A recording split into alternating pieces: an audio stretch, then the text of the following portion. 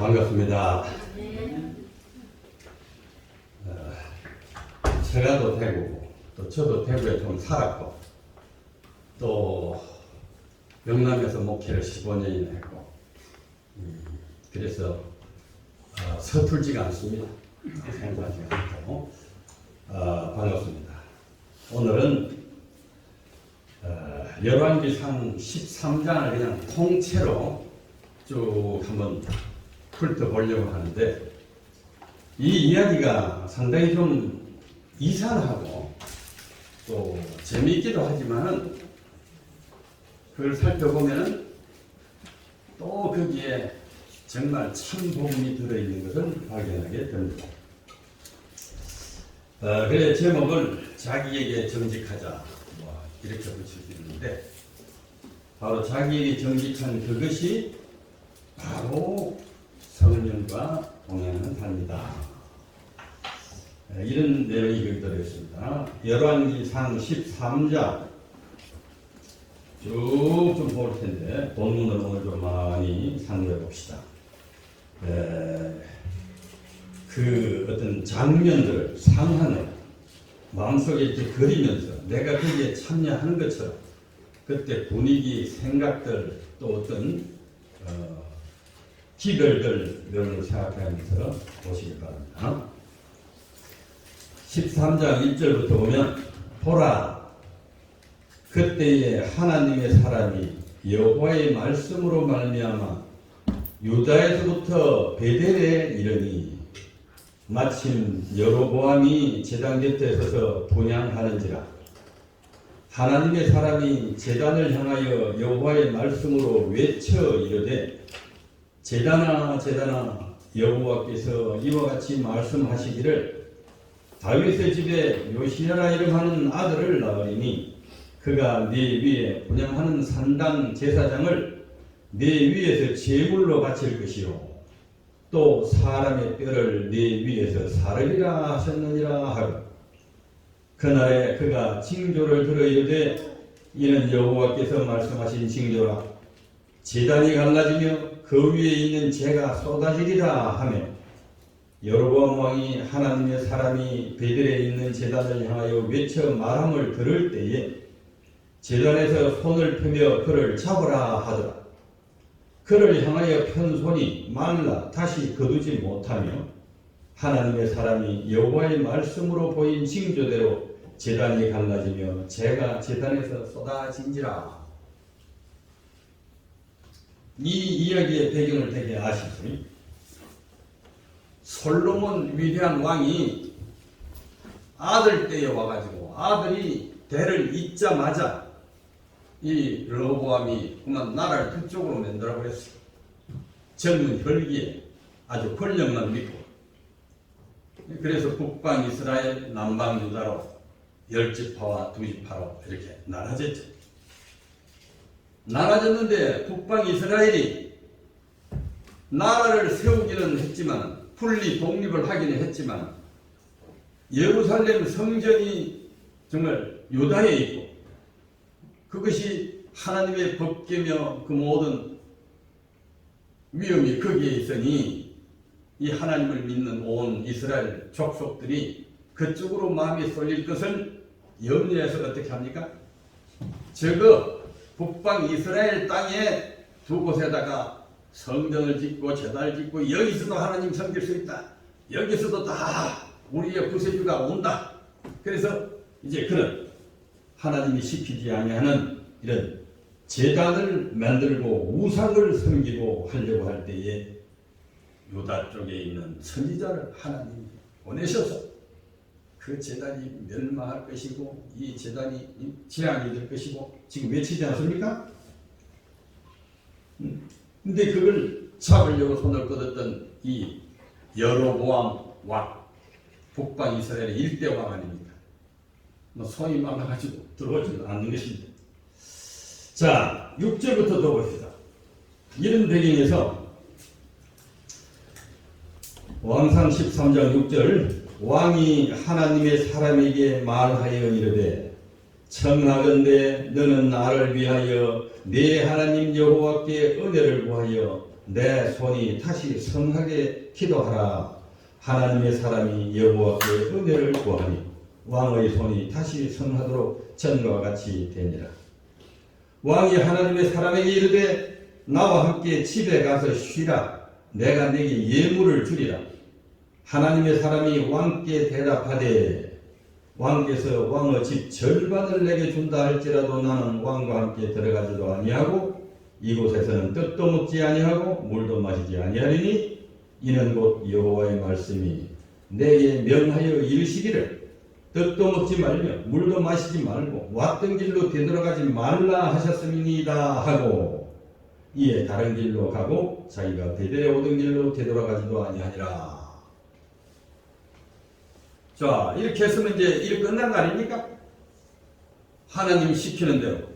아니, 왕 앞에 가가지고 왕을 저주하는 말을 하면은 목숨이 붙어 있어요, 없어요? 그 죽음을 무릅쓰고 하나님의 시키시는 그 계시대로 가서 외쳤고, 그래서 하나님이 같이 하시는 그 여러 정의 이적도 보았고, 또 하나님 시키신 대로 다른 길로 해서 돌아왔어요. 자, 이렇게 분명히 충실히 했습니다. 베델 제단의 그 역사적인 사건.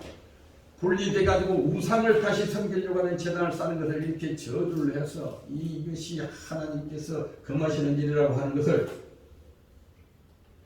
아주 이렇게 경고를 하고, 이런 아주 중요한 역할을 맡은 선지자였고, 왕과 백성들 그 모두 앞에서 충분한 이적을 보여서 능력을 하나님께 보여주신 걸 다 시행했고, 그리고 주님께서 말씀하신 대로 그 대단한 일을 하고 만주로 백관들이 모여있는 그 거창한 행사에서 그런 큰 능력을 행하고도 물 한 컵 대접을 안 받고 되돌아왔어요. 하나님께서 되돌아오라고 했어요. 딴 길로 또 같은 길로 가지 말고. 근데 어떻게 됩니까? 그 뒤에 성경을 여기 읽어보신 분들 대개 아시겠지만은 이 정도 했으면은 잘한 것이고 믿음이 좋은 것 아니냐 이것입니다. 그런데 성경 말씀에 이 선지자의 이야기가 이상하게 돌아가지요. 11절부터 봅시다. 왕상 13장 11절. 베델에 한 늙은 선지자가 살더니 그 제단 쌓았던 그 동네에 그의 아들들이 와서 이날에 하나님의 사람이 베델에서 행한 모든 일을 그에게 말하고 또 그가 왕에게 드린 말씀도 그들의 아버지에게 말하지라.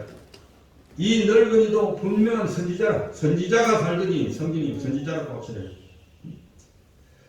그들의 아버지가 그들에게 이르되 그가 어느 길로 가더냐 하니 그의 아들들이 유다에서부터 온 하나님의 사람의 간 길을 보았음이라. 그가 그의 아들들에게 이르되 나를 위하여 나귀에게 안장을 지우라. 그들이 나귀에 안장을 지우니 그가 타고 하나님의 사람을 뒤따라 가서 상수리 나무 아래 앉은 것을 보고 이르되 그대가 유다에서 온 하나님의 사람이냐? 대답하되 그러하다. 그가 그 사람에게 이르되 나와 함께 집으로 가서 떡을 먹어라. 자, 16절부터 또 뭐라고 대답합니까? 대답하되 나는 그대와 함께 돌아가지도 못하겠고 그대와 함께 돌아가지도 못하겠으며 내가 이곳에서 그대와 함께 떡도 먹지 아니하고 물도 마시지 아니하리니 이는 여호와의 말씀이 내게 이르시기를 네가 거기서 떡도 먹지 말고 물도 마시지 말며 또 네가 오던 길로 되돌아가지도 말라 하셨음이로다. 그가 그 사람에게 이르되 베델에 온 늙은 선지자가 이 유다에서 온 젊은지 모르겠어요. 선지자에게 이르되 나도 그대와 같은 선지자라. 천사가 여호와의 말씀으로 내게 이르기를 그를 내 집으로 데리고 들어가서 그에게 떡을 먹이고 물을 마시게 하라 하였느니라 하니 이는 그 사람을 속임이라. 이에 그 사람이 그와 함께 돌아가서 그의 집에서 떡을 먹으며 물을 마십니다. 분명히 선지자라고 했는데 선지자가 선지자를 속이는 일도 어떻게 이렇게 감히 할 수가 있는가? 이것도 이상하고 하여튼 이 이야기가 많이 이상합니다. 혹시 저만 이상한데 나는 안 이상합니다. 나는 제가 다 깨달았어요. 하는 분 혹시 있습니까? 그럼 제가 설교를 하면서 조금씩 고쳐야 되니까. 한번 손들어가지고 그게 뭐가 이상합니까? 나는 벌써 깨달았는데 이런 분 있습니까? 있으면 중간에도 좀 꼭 말씀해 주시기 바랍니다. 자, 20절부터 봅시다. 열왕기상 13장 20절. 그들이 상 앞에 앉아 있을 때에 여호와의 말씀이 그 사람을 데려온 이 늙은 선지자에게 임하니 그가 유다에서부터 온 하나님의 사람을 향하여 외쳐 이르되 여호와의 말씀에 내가 여호와의 말씀을 어기며 내 하나님 여호와께서 네게 내리신 명령을 지키지 아니하고 돌아와서 여호와가 너더러 떡도 먹지 말고 물도 마시지 말라 하신 곳에서 떡을 먹고 물을 마셨으니 네 시체가 네 조상들의 묘실에 들어가지 못하리라 하셨느니라 하니라. 그리고 자기가 데리고 온 선지자가 떡을 먹고 물을 마신 후에 그를 위하여 나귀의 한 장을 지우니라. 이에 그 사람이 가더니 사자가 길에서 그를 만나 물어 죽이니 그의 시체가 길에 버림받으니 나귀는 그 곁에 서 있고 사자도 그 시체 곁에 서 있더라. 아니 거짓말해서 데리고 와놓고는 그 다음에는 이제 또 하나님의 이 말씀으로 여기서 지금 선지자가 잘못인가 하나님이 잘못인가 하나님도 잘못을 좀 하시고 뭐 오락가락 좀 이렇게도 하시나 좀 이상합니다. 자, 이 이야기에서 대간절 성경에 실어서 우리에게 주시는 교훈이 무엇인가? 하나님의 뜻이라는 것은 어떻게 되는 것인데 이 선지자가 사자에게 물려 죽었어. 그 일 잘 수행하고 일 다 마치고 돌아오고 그런데 다른 선지자를 보내가지고 거짓말까지 유혹을 해서 처음에 하나님 말씀을 어기게 하고는 어겼다고 이제 사자에게 지키게 하시고 우리는 성경에서 구원 얻는 도리를 세상에서 가장 아주 지고한 도를 성경에서 배우는데 이 말씀은 우리에게 무슨 도를, 무슨 믿음을, 무슨 원리를 가르쳐 주시는가? 저는 인간적인 양심으로 우선 이 유다에서 온 선지자가 죄가 없다고 하는 걸 좀 변명하고 싶어요. 하나님 이 사람이 뭐가 잘못했습니까? 우리를 보고 어떻게 하라는 겁니까? 같은 선지자가 와가지고 내가 계시를 받아서 그렇게 하는 거라고 이렇게 하면은 안 따라갈 사람이 누가 있겠습니까? 그가 그 여로보암 왕의 때 그런 위험을 목숨을 무릅쓰고 가서 경고하고 하나님 시키신 대로 다 돌아왔어요. 잘했죠? 그 다음에 이제 돌아오다가 상수리남이 조금 쉬었어요. 뭐 쉬는 분이 쉬지 말라 이런 말은 앞에 없었잖아요. 그러니까 뭐 쉰 게 잘못인가? 하나님 이제 그거 막 긴장해서 갔다가 제가 지금 이 설교하러 온 거에도 설교를 50년까지 했는데도 여기 와서 지금 긴장이 좀 돼요 사실. 막 이렇게 기도하고 이렇게 왔어요. 그런데 뭐 그거 가서 그렇게 하는 것이 얼마나 긴장되고 그 다음에 큰 역사를 이루고 왔으니 피곤해서 좀 쉴 수도 있겠죠. 그게 뭐가 잘못입니까? 또 노인을 따라서 되돌아간 것도 저는 안 온다고 그 사람한테 대하고 왕한테 대하고 다 할 만큼 했는데 하나님이 시켜서 왔다고 그러니까 또 그 사람도 선지자라고 그러는데 제가 뭐 따라간 것이 뭐 크게 잘못입니까? 그리고 그 큰 일을 수행하고 그 다음에 이제 뭐 하루나 걸리겠죠. 뭐 아침에 밥 먹고 가는지 몰라도 밥 먹고 가서 일하고 오면 이제 정육대 지나고 정육대를 하면 뭐 경상도 말이 자꾸 나와서 조금 뭐 그래 이제 지나고 배가 고픈데 가서 뭐 한 끼 이제 다 마치고 돌아왔으니까 다시 가서 대접받는 게 그렇게 잘못인가? 그 다음에 하나님께서는 그렇게 이제 배고프고 그래 수행했으면 다시 가서 뭐 밥 한 끼 얻어 먹는 것쯤이야 충분히 반영하시는 사랑의 하나님 아니신가? 자, 제가 말하는 데에 무슨 잘못이 있습니까? 이 선지자에게 제가 이렇게 변명을 하는 데에 무슨 문제가 있습니까? 그렇게 했는데도 불구하고 쉬고 있는 선지자에게 다른 선지자를 보내서까지 유혹을 해서 말씀을 어기게 하고 사자에 찢게 죽게 한 이 일을 어떻게 이해해야 우리가 성경을 이해하는 것인가? 성경에 이런 말들이 수두룩한데 우리가 성경을 그저 통독만 하고 통독표에 표시만 하면 끝나는 것인가? 아니면 그 말씀의 뜻을 이해하고 깨닫고 내 사상과 내 생활 속에 녹아들여야 한다. 성경 통독표에 체크하는 것, 그 중요한 거라고 많이 강조를 하는데 내가 중요한 게 아니라 하면 이제 큰일 나겠지만 깊이 읽어야 성경은 그렇게 쭉쭉쭉쭉 있는데. 자, 그러면 이제 성경을 조금 더 자세히 봅시다. 이건 지금 우리가 보통 보는 거고, 보통 읽는 거고, 읽을 때 생각하는 거고, 그보다 좀 더 자세히, 좀 더 명상하면서 읽어봅시다. 13절 8절에 하나님의 사람이 왕께 대답하되 왕께서 왕의 집 절반을 내게 준다 할지라도 나는 왕과 함께 들어가지 아니하고 이곳에서는 떡도 먹지 아니하고 물도 마시지 아니하리라 하고 이 유다에서 간 선지자가 그 여로보암 북방 이스라엘 왕 앞에서 이렇게 말했어요. 그런데 더 성경을 자세히 보니까 이렇게 이제 말을 했어요. 얼마나 확실하고 단호하게 하나님 시킨 대로 말했지 않습니까? 그런데 그 뒤에 태도를 자세히 좀 살펴 상상을 해보니까 그 말한 대로 자기 마음이 아주 딱 확정되지는 않았던 것 같다는 생각이 드는 것입니다. 그 여로보암 왕의 부귀 영화에 대한 유혹도 다 거절했지만은 그 선지자의 마음은 분명히 그 유혹에서 떠나지 못했던 것 같다. 자기가 말한 대로 실행을 제대로 안 한 것 같다는 것입니다. 자, 13장 14절에 보면 하나님의 사람을 뒤따라가서 상수리나무 아래에 앉은 것을 보고 이르되 그대가 유대에서 온 하나님의 사람이냐 내가 그렇다 이렇게 말했잖아요. 자, 여러분 상수리나무에 앉은 것 이것이 어떤 의미가 있을까요? 어떤 상황 같은가요?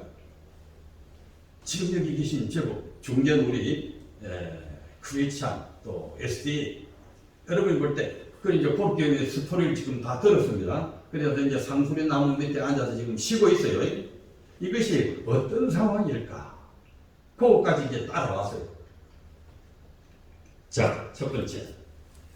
지금 베델 그 제단에서 경고하고 돌아온 유다의 선지자와 베델에서 떠났을 때지, 집으로 되돌아오는 떠났을 때와 그걸 다 보고 어디로 가는까지 보고 집에 가가지고 제가 아버지한테 이야기해서 아버지가 그 이야기를 듣고 만장을 챙겨가지고 또 그 아버지가 베델에서 이제 데리러 요카로 떠날 때 시간차가 한 얼마쯤 될 것 같아요? 시간차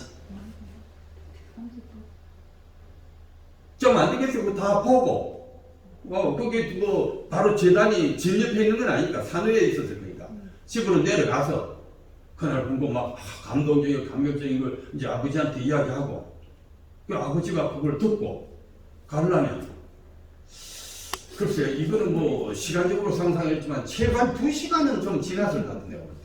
한 2시간은 지나야 되죠. 뭐. 자, 그럼 이 2시간이라는 게 뭐 때문에 앞에 떠난 사람과 뒤에서 같이 나귀를 타고 이제 가는데 뭐 뒷사람이 조금 빨리 약간 빨리 갔을지 몰라도 나귀 발걸음은 뒷사람 한 2시간 차가 납니다. 이걸 우리가 먼저 한번 생각을 해봅니다. 자, 그 다음에 상수리나무에서 상수리나무가 그늘이 좋거든. 그 더운 지방에서 상수리나무 아래에서 이렇게 쉰다. 그 상수리나무 위치가 어디쯤 될까? 자, 베델과 이제 북방 이스라엘과 남방 유다가 나눠졌잖아요. 그럼 그 이제 국경선이 생기잖아요. 경계가 어느 땅? 그 땅에서 베델이 얼마 안 돼. 유다에서. 그 다음에 이 국경에서 예루살렘도 그렇게 멀진 않아요. 그 사이가. 뭐 몇십 킬로밖에 안 돼. 그래서 한 2시간 정도 거리면 국경선을 훨씬 넘었을 시간이에요. 근데 상수리 나무가 국경선이 저기 이제 있기 전에 넘어버리면 어찌 돼요? 그 자기가 거사를 일으켜놓고 그 완조 백관들이 아주 자기를 대접하려고 이렇게 초청을 한 것이 완전히 떠나는 거야. 그래서 이제 국경선을 넘기 전에 피곤해서 쉬는 게 아니고 뒤를 돌아보면서 넘으면 이제 안 올 거니까 넘기 전에 상술이 나면 마침 그늘이 있으니까 쉬었던 것 같아. 바로 이 모든 능력, 그 우레 같은 능력을 행한 이 유다의 선지자가 그걸 해놓고 이름도 성도 없이 그만 호련히 싹 떠날락하니 좀 서운했어, 인간적으로. 그래서 혹시 또 누가 뒤따라 데리러 오나 하나 싶어서 상수리 나무에서 한 뭐 2시간 차가 되는지 3시간 차가 되는지 모르지만은 그렇게 잠깐 차이는 아니고 분명한 거죠. 그 관계 그 동안에 일이 있었으니까. 그 동안에 그것을 우리가 충분히 생각해 볼 수가 있습니다. 되돌아보는 이 마음, 그 마음이 무엇인가? 마음속에서 이와 같은 어떤 유혹과 의심과 변명에 대해서 그가 기다리고 있는 이 씨, 소위 죄의 씨를 품고 있었던 것이 아닌가. 그래서 바로 그런 마음은 누군가 기회만 주면, 누군가가 명분만 주면, 누군가가 이유만 것을 여기 좀 대주면 얼른 따라가게 되어 있습니다. 상술이 나무 밑에서 집으로 빨리 가고 예루살렘으로 빨리 돌아오질 않고 그렇게 기다리고 뒷선지자가 올 때까지 있었던 것이 이것이 자기 속에 정직하고 충성스러운 마음이 그때가 잠깐이었든지 아니면 평소 그런 기질이 있었든지 그가 비록 선지자라 할지라도 그 상황이 거기에 있었다고 하는 것을 우리가 능히 이게 짐작해 볼 수가 있습니다. 이런 마음은 기회만 생기면 또는 명분만 주어지면 유혹을 따라가게 됩니다. 이렇게 되면 바로 그것을 이제 우리가 범죄라고 하는 거고, 범죄 전에 이미 마음속에 죄는 들어와 앉아 있었던 것이다. 18, 19절에 보면은 그가 그 사람에게 이르되, 그러니까 이 자꾸 그가 늙은 선지자가 젊은 선지자에게 이르되 나도 그대와 같은 선지자라 천사가 여호와의 말씀으로 내게 이르기를 그를 내 집으로 데리고 돌아가서 그에게 떡을 먹이고 물을 마시게 하라 하였느니라 하니 이는 그 사람을 속임이라. 성경 말씀에 이에 그 사람이 그와 함께 돌아가서 그의 집에서 떡을 먹으며 물을 마시니라. 이해가 뭡니까? 속였는데 속였을지라도 명분이 이제 갖추어졌어. 이유가 합당해. 자기가 좀 되돌아가고 싶고 가서 다시 자기의 그 큰 능력과 그 어떤 명성을 한 번 더 좀 알리고 싶거나 이렇게 좀 거기에 합당한 좀 최소한 더 대접이라도 받고 싶은데 그 속에 앉아서 있듯이 명분이 없고 이유가 없어서 못했는데 그 노 선지자가 달려와서 명분과 이유를 거짓말로 대했지만 대주니까 그 유혹에 따라 넘어갔다. 자, 그렇다면은 명분과 이유가 충분했다고 봅시다. 그가 자기 합리화에 충분한 근거가 있었다고 합시다. 그러면 이 젊은 선지자가 자기 합리화를 하면서 양심 속에 전혀 거리낌이 없었을까? 왜냐하면 자기도 알지 못하는 전혀 거리낌이 없었다면 그 사람에게 죄가 성립될 수가 없어요. 하나님께서 말씀해 주신 게 있고 양심에 지금 깨우치는 게 있고 그래서 자기도 그 이유에 합당한 그걸 가지고 합리화시키고 하나님 말씀을 어기지 있지만은 그래도 거기에 뭔가 다 거리낌이 있고 그 어기는 것이 꼭 합당치가 하나님의 뜻이 아닐 것이라는 생각이 들어있기 때문에 모두가 다 재앙을 당하는 것입니다. 그가 진정으로 정직하게 그렇게 했다면 나는 분명히 받은 계시와 당신이 말하는 것이 다른데 하나님께 기도합니다. 하나님 정말 이 선지자에게 나에게 주신 계시를 고치셨습니까? 내가 다시 돌아가도 된다고 하셨습니까? 그가 물어봤어야 하는 것입니다. 또 그것이 교인들의 하나님을 믿는 사람들의 기본 태도입니다.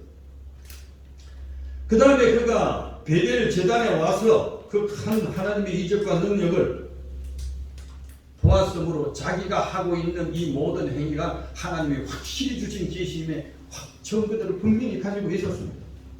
그렇기 때문에 다시 달리 고쳐서 이 사람 말을 들어야 할 이유가 없었어요. 그리고는 부지런히 다른 길로 가라고 하는 것은 왜 그랬을까요? 그것은 처음에 간 길, 몰래 빨리 가라. 다른 길로. 그런 걸 그가 몰래 갔어요? 나 지금 다른 길로 갑니다. 하나님이 다른 길로 가라 했어요. 나 이리 가니까 그 젊은이들 다 보도록.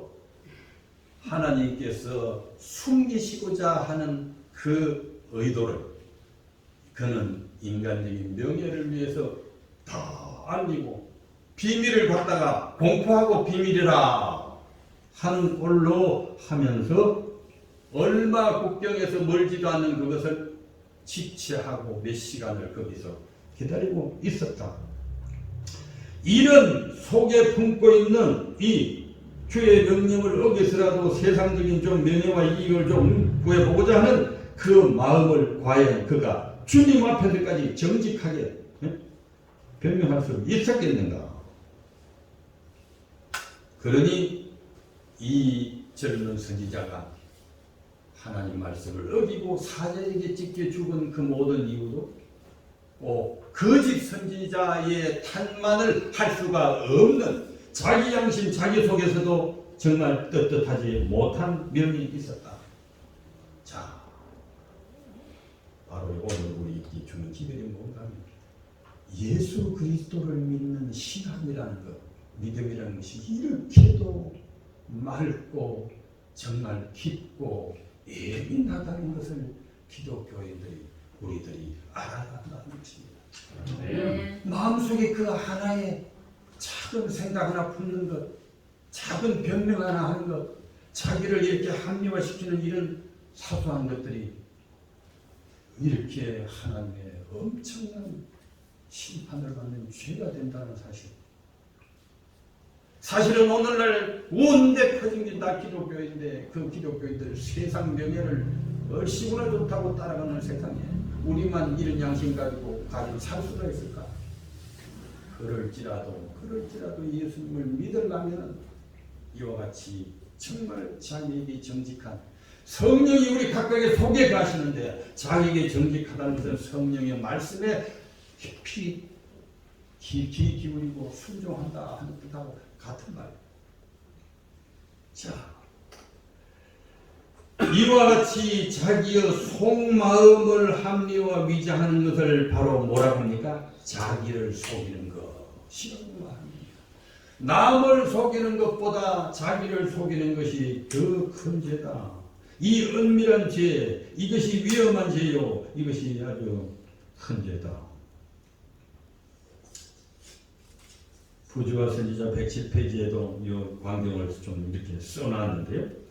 불충실한 선지자에게 임한 형벌은 베델 제단에 대한 매랑 외허의 진실성을 한층 더 나타내준다. 만일 선지자가 여호와의 말씀을 불순종한 후에도 불순종이다. 분명히 선지자가 말해서 나는 따라갔을 뿐입니다 라고 말할 수가 없는 거예요. 불순종한 후에도 안전하게 돌아가도록 허락되었다면 여로보암 왕은 이 사실을 자신의 우상 숭배하는 불순종 변명하는 데 사용하였을 것이다.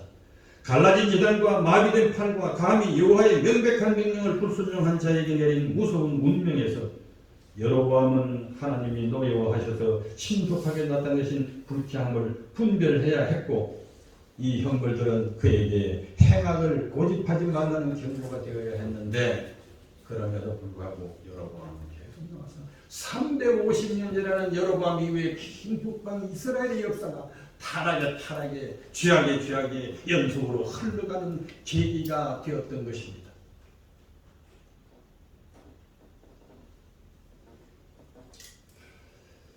우리는 과연 자신에게 자기 속에 있는 성령의 속삭임 있게 정직한 신앙을 하고 있는가? 이 이야기를 통해서 이렇게도 엄중하게, 이렇게도 명확하게, 이렇게도 은밀하게 하나님께서 다 선과 악, 순종과 불순종, 성령과 육신을 분별하시는 하나님 앞에 사는 우리들이 과연 기도할 때마다, 아침마다, 저녁마다 하나님 앞에 정말 자기에게 정직했는가? 성령의 음성에 귀를 기울였는가? 하는 점검을 하고 있는가? 하나님의 말씀의 뜻을, 성경에서 나타내는 뜻을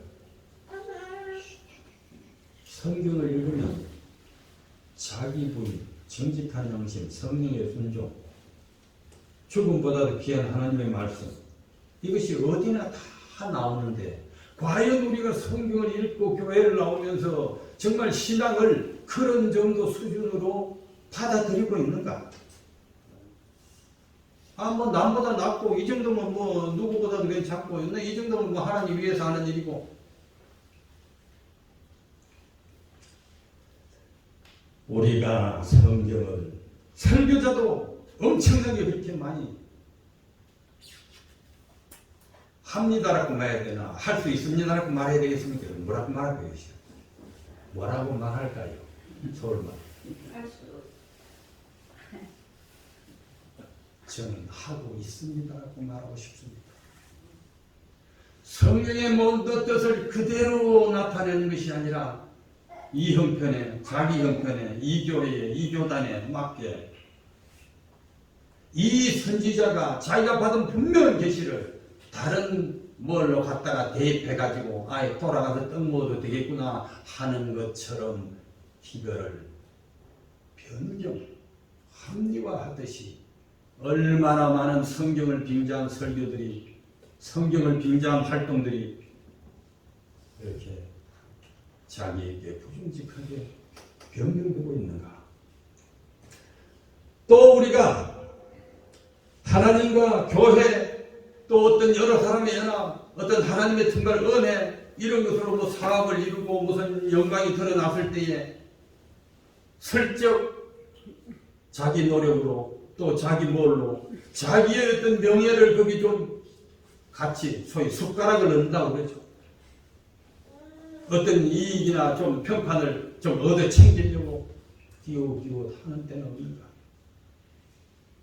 집사님이 열심히 전도 뭐 서비스 해가지고 전도해가지고 데리고 왔는데 목사님이 일주일 성경 가르치고 침지져놓고는 가는 것마다 내가 그 사람 막 영혼 하나 구했다고 이렇게 하면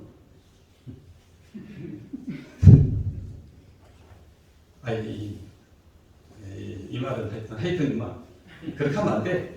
안 되고 이렇게 또 뭐 이 교회당을 자기는 100만 원밖에 안 내고 교인들이 3억을 내가지고 지었는데 내가 말이야 성수교회 갔을 때 그 교회당 짓느라고 그렇게 숟가락을 얻지 말라. 이 선지자가 하나님의 능력으로 그가 큰 능력을 행했는데 아이고 내가 이름도 성도 없이 그만 돌아가기가 너무 안타까워서 그 어떤 영광에 그 보상에 그들의 그 놀라운 어떤 칭찬에 조금 하고 기다리고 이 한소리 나무에 앉았던 이 조그마한 유혹의 틈이 그를 사자에게 찢겨 죽도록 만들었다. 하나님의 신앙은 이렇게도 아주 청명한 것이다. 이 뭐라고 말해요? 투명한 것이다. 유리알보다도 더 투명한 것이다. 그리고 주님의 일을 할 때 우리가 결과에 대해서 궁금해할 필요가 없습니다. 그것도 자기 영혼의 일정입니다. 이 선지자도 그렇게 내가 지금 하고 왔는데 막 빨리 돌아왔잖아요. 물 한 모금도 안 먹고. 야, 어찌 됐을까? 그들 지금 막 난리 나시긴데 어찌 됐을까?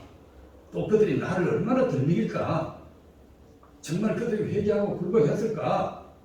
궁금해서 뒤를 돌아보지 말고 하나님 이름 내가 혼신을 내서 그때 성령의 음성이라고 생각하고 그때 양심의 정직함 가지고 했으면 결과는 하나님 것이고 결과가 실패되어도 도리어 그것이 하나님은 그걸로 더 요나를 통해서 니느웨를 구원하듯이 실패한 그걸로 구원하신다.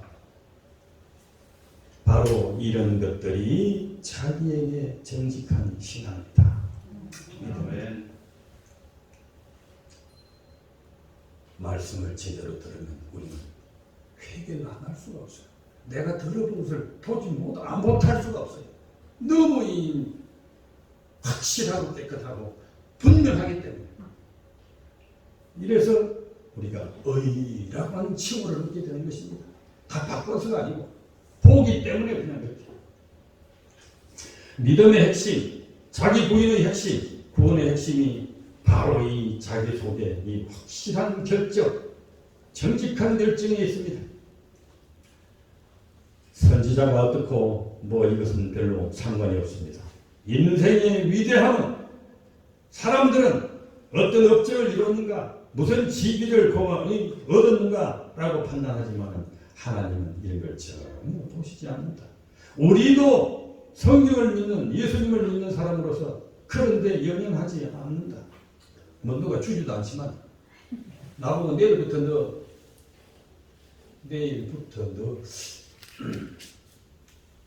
이 사투리 아니죠? 근데 또 사투리처럼 얘기해도 사투리처럼 서울 사람들이 말 안 하는 것 같아. 하여튼 너 장관 하나 줄 테니까 하라 하면은 안 하지.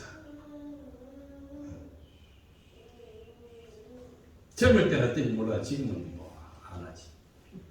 하여튼 이런 여러 유혹들이 있는데 우리는 바로 그런 것들이 뭔가를 평가하는 기준이 아니라 속마음의 그 의로운 결단, 정직한 바로 양식, 성령에 대한 순종하는 마음, 이것이 위대하다는 것.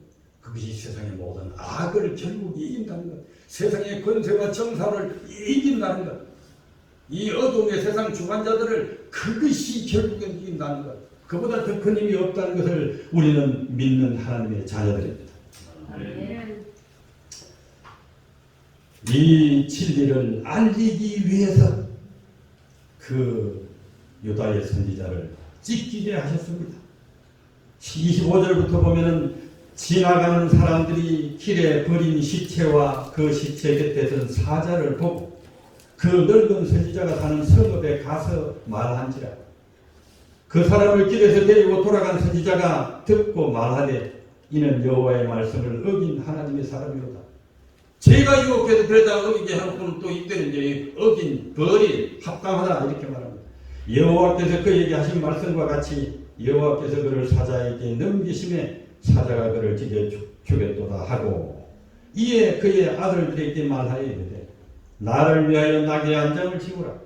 그들이 안장을 지우매 그가 가서 본적 그의 시체가 길에 버림바 되었고 나귀와 사자는 그 시체 곁에 서 있는데 사자가 시체를 먹지도 아니하였고 나귀는 찢지도 아니하였더라. 이 이야기가 오늘 우리가 한번 그 뜻을 생각해 봅니다.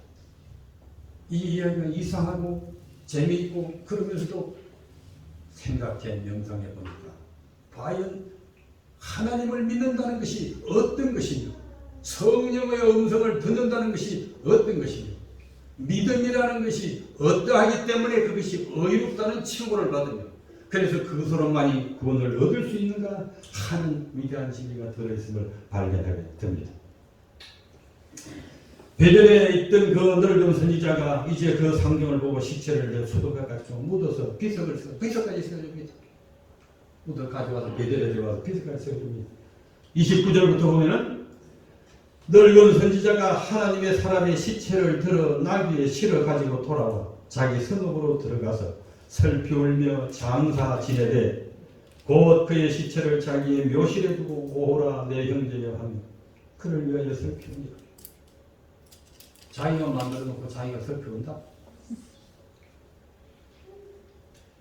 이것도 하나님께서 그 선지자를 보내서 이미 그가 마음속에 유혹의 문을 열어놓고 하나님이 시킨 대로 순종을 제대로 확실하게 하지 않고 기다리고 있는 것을 아셨기 때문에 그 죄를 드러내도록 그 밝히도록 노 선지자를 보내시지 않았나 싶습니다.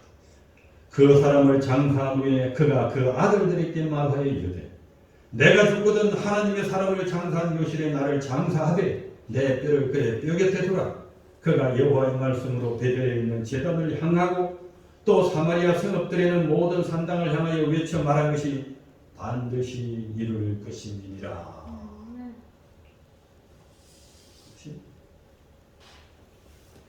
그래서 340년 후 드디어 그 말대로 요시야 왕이 나타나서 그 제단을 다 헐고 그 제단 위에 거짓 선지자들 뼈를 태우고, 자 요시야 이것은 열왕기하 23장 17절 18절에 보면 그 뒷이야기죠. 300년 이후 시대입니다.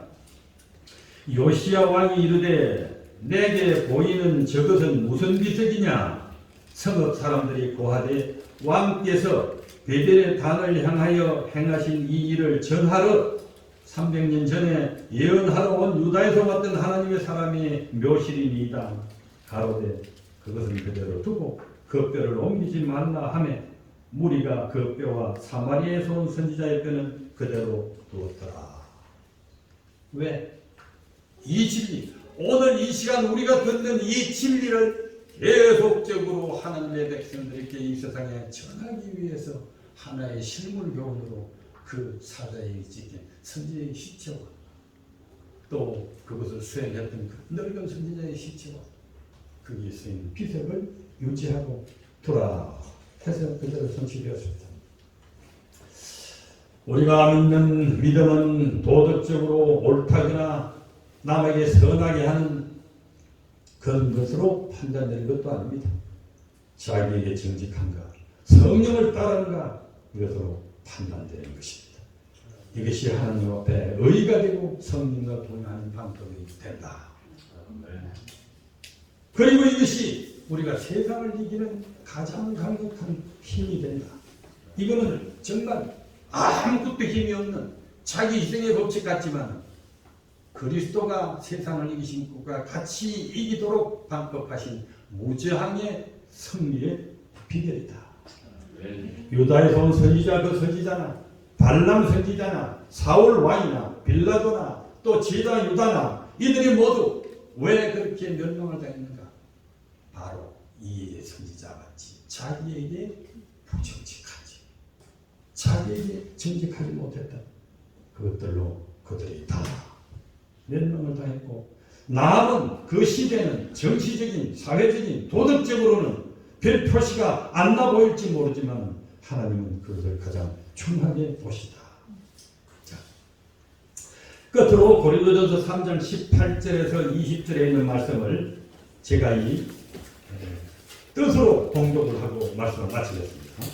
그 말씀의 뜻인데 이것을 뭐 고친 건 아니에요. 사실 본문과 조금 다릅니다. 다르지만은 뜻이 그런 것이 뜻으로 제가 읽고 나서 왜냐면 두 개 비교를 할 수 있는데 본문을 보면서 제가 하는 말과 조금 차이를 비교해 볼 수 있겠습니다. 여러분은 아무도 자기를 속여서는 안 됩니다. 이 세 번이 아니 현대인력. 저는 현대인력이 이 성경 뜻을 좀 제일 잘 나타낸다고 보이더라고요. 여러 가지 번역을 비교해보니까. 자기를 속여서는 안 됩니다. 여러분 가운데 자기 합리화를 잘하는 사람이 있으면 정말 구원을 얻기 위해서는 정직한 사람이 되십시오. 자기에게 정직한 사람이 되십시오. 소위 사람들의 똑똑하다는 것들이 하나님 보시기에는 어리석은 것입니다. 성경에도 하나님이 약삭빠른 자를 자기 꾀에 빠지게 하신다 하였고, 또 주님은 세상 사람들의 자랑과 변명들이 헛된 것이를 아신다고 하였습니다. 세상에서는 자기가 한 것이 그 이유와 명분을 가지고 자기의 모든 이익을 챙겨먹고 명성을 얻는 것을 똑똑하다 할지 모르지만 하나님께서는 어리석다, 바보짓이다 라고 말씀하신다. 우리는 하나님께서 똑똑하다 하시는 그 길을 따라서 계속적으로 승리의 길, 세상을 이기는 길, 구원을 얻는 길을 가게 되시기를 간절히 바랍니다.